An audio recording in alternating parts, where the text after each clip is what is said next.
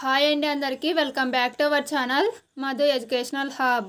Friends, ఈ వీడియోలో previous డిఎస్సిలో వచ్చినటువంటి జీకే బిట్స్ అయితే డిస్కస్ చేద్దాం. 2018 డిఎస్సిలో వచ్చినటువంటి జీకే బిట్స్ అండి ఇవి. ఆల్రెడీ 3 సెషన్స్కి సంబంధించిన జీకే బిట్స్ వాటి యొక్క ఎక్స్ప్లెనేషన్ అయితే అప్లోడ్ చేశాను. ఇది 4th వీడియో అండి. మన జాబ్ని డిసైడ్ చేసేటువంటి సబ్జెక్టు జీకే కూడా అవ్వచ్చండి. సో మనం అన్ని సబ్జెక్టులకి కూడా ఈక్వల్గా ఇంపార్టెన్స్ అయితే ఇవ్వాలి. హాఫ్ మార్క్ కూడా మనకి ఇంపార్టెంటే అండి. సో వీడియోని ఎండ్ వరకు చూడండి. వీడియో కనుక మీకు నచ్చినట్లయితే తప్పకుండా లైక్ చేయండి, షేర్ చేయండి, సబ్స్క్రైబ్ చేయండి. ఫస్ట్ క్వశ్చన్, ఎగ్జామ్ వారియర్స్ గ్రంథకర్త ఎవరు? ఎగ్జామ్ వారియర్స్ గ్రంథకర్త option 3 Narendra Modi. Next one, భారత రాజ్యాంగంలోని షెడ్యూళ్ల సంఖ్య. భారత రాజ్యాంగంలోని షెడ్యూళ్ల సంఖ్య ఆప్షన్ 3 12. నెక్స్ట్ వన్, జనవరి 24ను ఈ దినంగా పాటిస్తారు. జనవరి 24 ఆప్షన్ 1 జాతీయ బాలికా దినం. జాతీయ ఓటర్స్ డే ఎప్పుడు జరుపుకుంటారు అంటే జనవరి 25. Next NRI day. NRI day జనవరి 9 అండి. నెక్స్ట్ ప్రపంచ కుష్ఠవ్యాధి నివారణ దినం జనవరి 30. జనవరి 30 ప్రపంచ కుష్ఠవ్యాధి నివారణ దినం.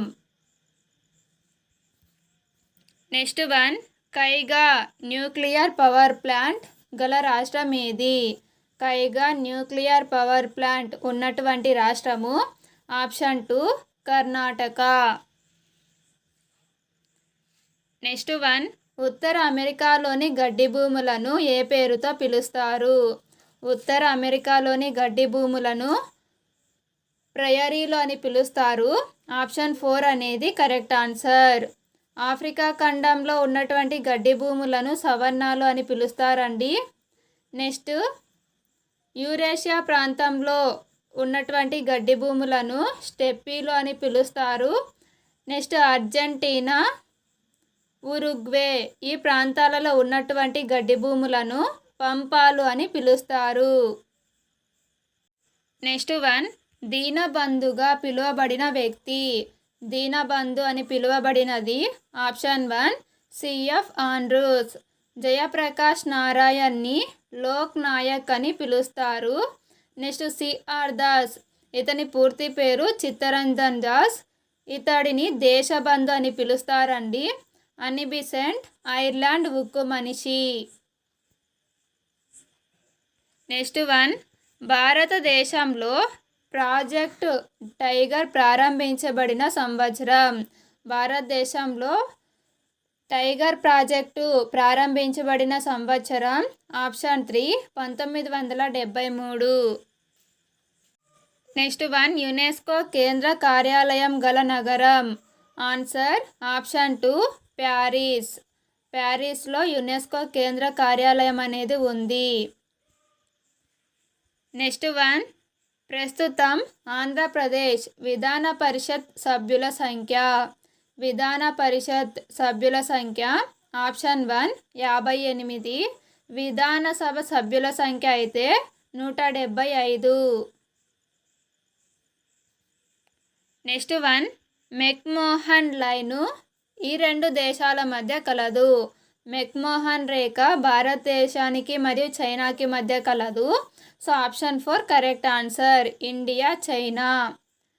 భారతదేశానికి తర్వాత ఆఫ్ఘనిస్తాన్కి మధ్య ఉన్నటువంటి రేఖ డ్యూరాండ్ రేఖ. నెక్స్ట్, భారతదేశానికి పాకిస్తాన్కి మధ్య ఉన్నటువంటి రేఖ రాడ్క్లిఫ్ రేఖ. నెక్స్ట్ వన్, అనిమోమీటర్ను దీనిని కొలవడానికి ఉపయోగిస్తారు. అనిమోమీటర్ అనేది గాలి వేగాన్ని కొలవడానికి ఉపయోగిస్తాము. So option 3 correct answer. పీడనాన్ని కొలిచే పరికరం బారోమీటర్ లేదా బారమితి.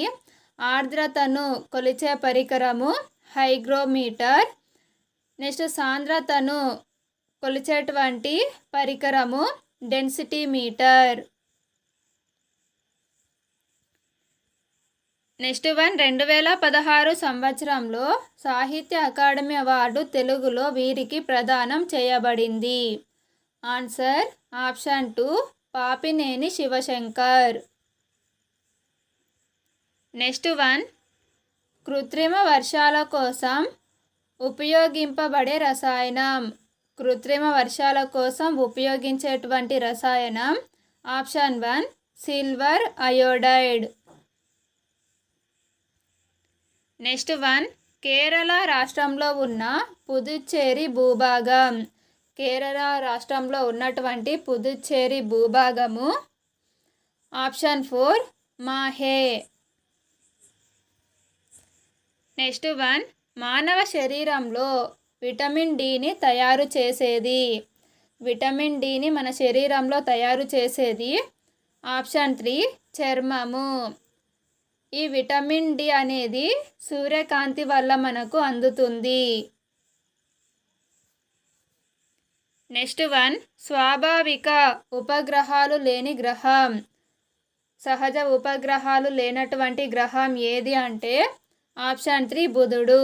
సౌర కుటుంబంలో 2 గ్రహాలకు ఉపగ్రహాలు లేవండి, అది బుధుడు మరియు శుక్రుడు. ఈ 2 గ్రహాలకి ఉపగ్రహాలు అనేవి లేవు. నెక్స్ట్ వన్ తమ రాష్ట్ర పక్షిగా పాలపిట్టను ఎంపిక చేసుకున్న రాష్ట్రాలు ఏవి? తమ రాష్ట్ర పక్షిగా పాలపిట్టను ఎంపిక చేసుకున్న రాష్ట్రాలు కర్ణాటక, ఒడిస్సా మరియు Telangana. Answer option 2. Friends, video కనుక మీకు నచ్చినట్లయితే తప్పకుండా లైక్ చేయండి, షేర్ చేయండి, సబ్స్క్రైబ్ చేయండి. Thank you for watching.